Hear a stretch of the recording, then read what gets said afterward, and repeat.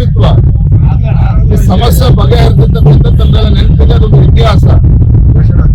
ಬೆಂಗಳೂರಿನಲ್ಲಿ ತಿರುವಳ್ಳೂರರ ಪ್ರತಿಮೆ 18 ವರ್ಷಗಳ ಕಾಲ ಹಾಗೆ ಮುಚ್ಚಿಟ್ಟಿದ್ರು. ಅದನ್ನ ಅನಾವರಣ ಆಗೋದಕ್ಕೆ ಅವಕಾಶ ಆಗಿರಲಿಲ್ಲ, ಲೋಕಾರ್ಪಣೆ ಆಗಿರಲಿಲ್ಲ.